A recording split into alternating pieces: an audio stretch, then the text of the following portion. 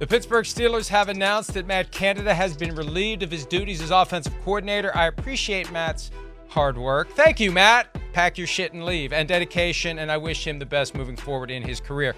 It felt like they were going to ride this out through the end of the year. But, Chris, I saw this yesterday.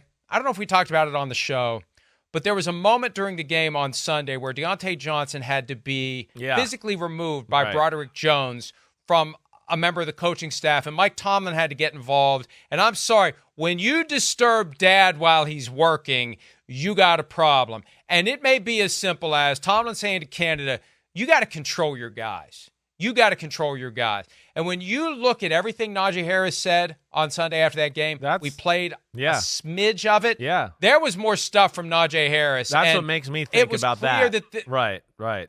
This thing was off the rails. It was off the rails for the Pittsburgh Steelers. Even though they're 6-4, it was off the rails, and it was starting to wear on the defense. You and I talked about that yesterday. How much longer can the defense hold when the offense isn't doing jack diddly squat? Yeah, exactly right. It's been underwhelming. We know that. It's another team we could talk about, like we talked about with Staley or Ron Rivera, where you look at it and go, the talent on the offensive side of the ball is better than the results they're getting, right?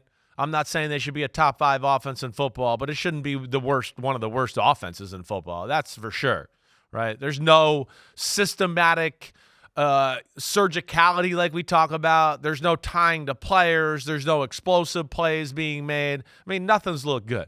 And I thought about the Najee Harris thing too.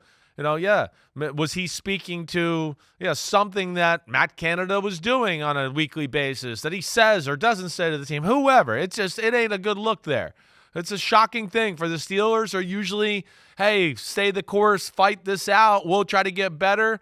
They took the route of the 2012 Ravens, right? Or no, 2000 and what year was that? The 2011 12 Ravens. Jim Caldwell. Right. 2012. Fire the OC. Cam Cameron out. Make a run Jim here. Caldwell in. Right. And they won the Super Bowl. That's right. So Great point. They're going to maybe try to do that. We'll see where it goes. But, it might be too little too late. But I am surprised. I think we all thought this was the last year of Matt Canada as the OC. I didn't think they'd do it right now. Well, and look, if you've already decided, I'm a big believer, if you've already decided to make the change, why delay the inevitable? If you know it's not working, you can hope maybe it changes or you can make a change. The question is, how do you make it better?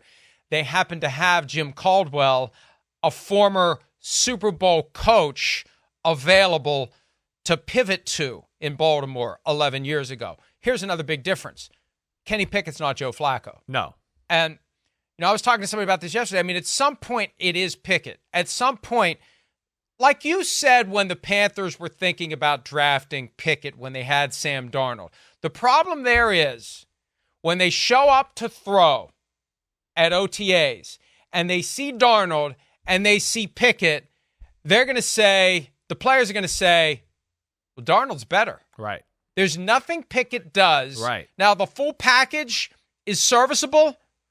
There's nothing he does, and this is something you've been saying for a couple of years now, that makes you say, wow.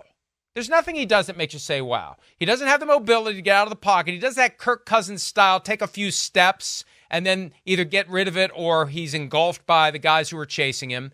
There's not a high-level mobility. There's not a big arm. It's not, it's just, and I'm sorry, but it is what it is. Yeah, it is what it is. Right.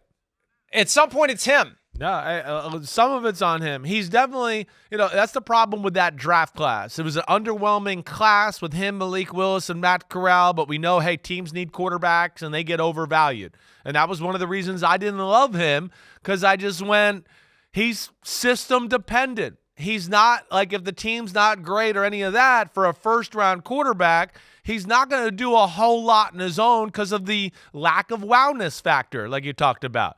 The athlete, the arm, none of it is elite.